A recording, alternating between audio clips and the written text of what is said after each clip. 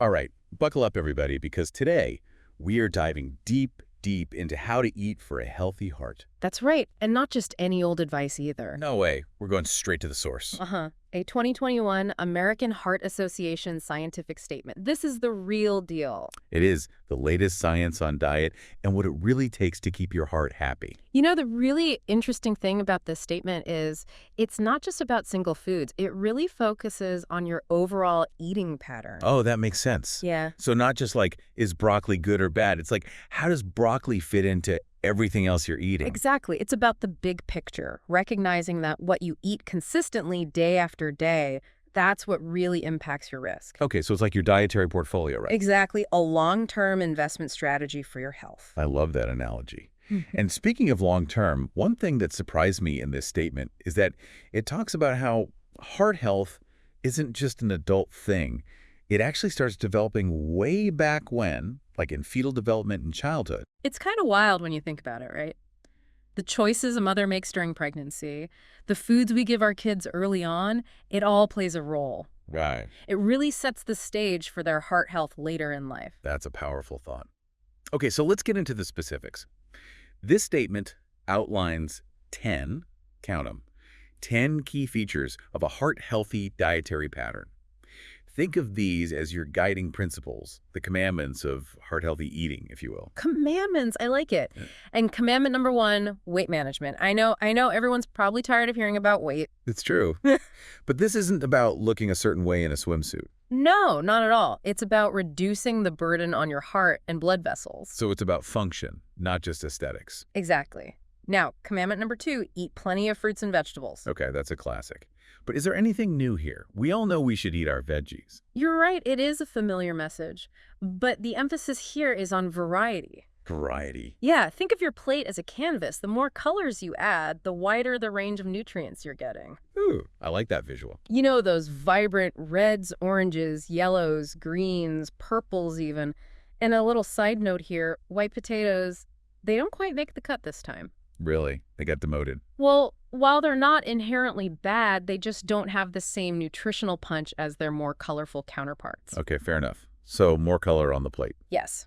And one other thing about those fruits and veggies, it's generally better to eat the whole food rather than just drinking juice. Makes sense. You're getting more fiber that way, right? Exactly. Fiber's important. Okay, next up, commandment number 3. Choose whole grains. And this one's always a bit of a debate, right? Carbs are good, carbs are bad. What's the deal? It's all about the type of carbs. Whole grains are where it's at. Okay, but what makes a grain whole? So a whole grain has all 3 parts of the grain kernel, the bran, the germ, and the endosperm.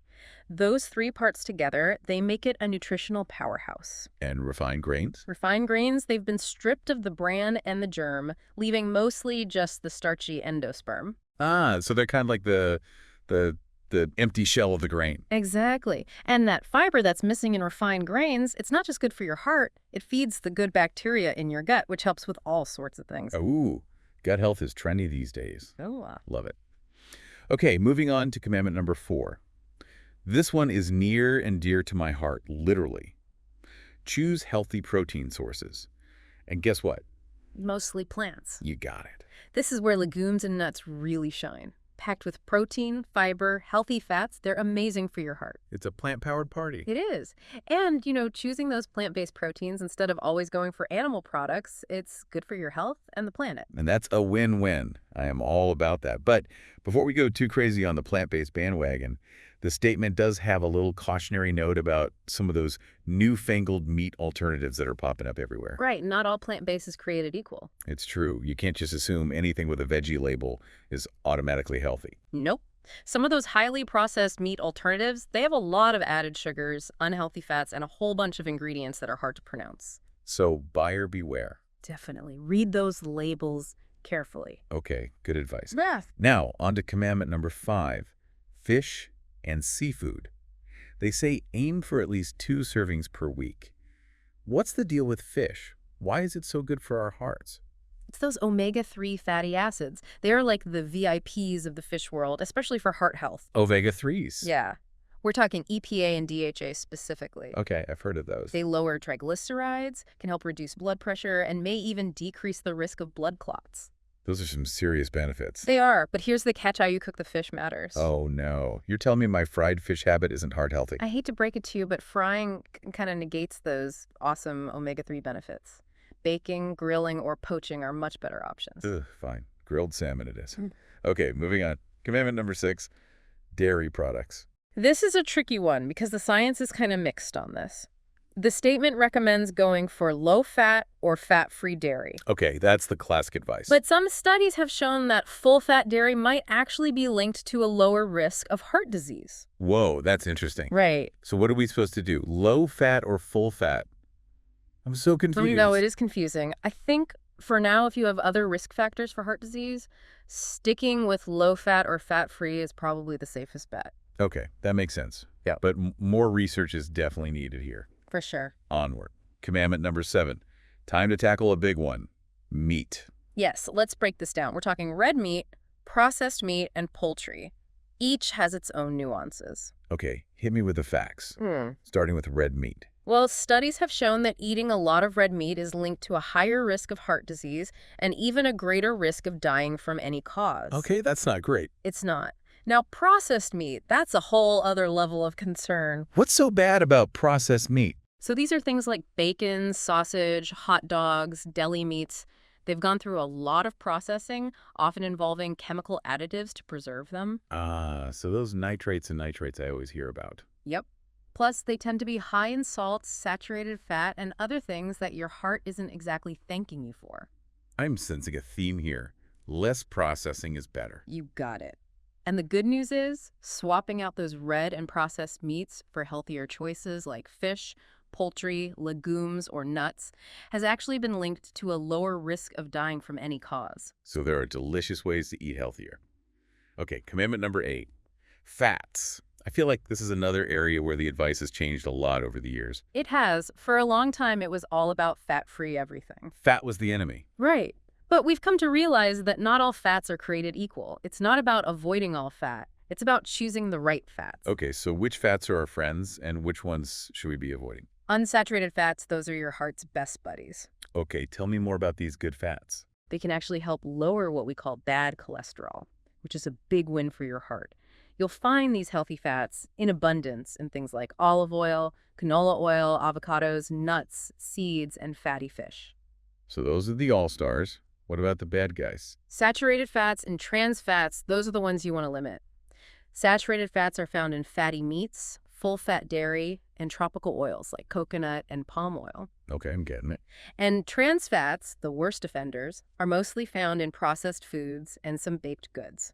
So those partially hydrogenated oils on ingredient lists, those are a red flag, right? Absolutely. Now, thankfully, trans fats have been mostly phased out of the food supply, but it's still a good idea to check those labels. Okay, good to know. On to commandment number 9, processed foods. And this one feels extra relevant in our modern world, where everything seems to come prepackaged and ready to eat. It's true. And there's no universally agreed upon definition for ultra-processed foods, which makes it a bit tricky. Okay, so what's the gist? What kind of foods are we talking about here? Think about things that have undergone a lot of industrial processing. They usually have a long list of ingredients, including a lot of added sugars, salt, artificial flavors, and preservatives. Okay, so packaged snacks, sugary drinks, fast food, those ready-to-eat meals, all the things that are super tempting when you're short on time. Yeah, exactly. It's not about being a culinary purist. No, but it is about being aware of how much processing our food has gone through. Exactly. And there's this interesting tool called the Novier classification system that can help you figure this out. Tell me more about this Novier system. It's basically a way to categorize foods based on how much processing they've gone through.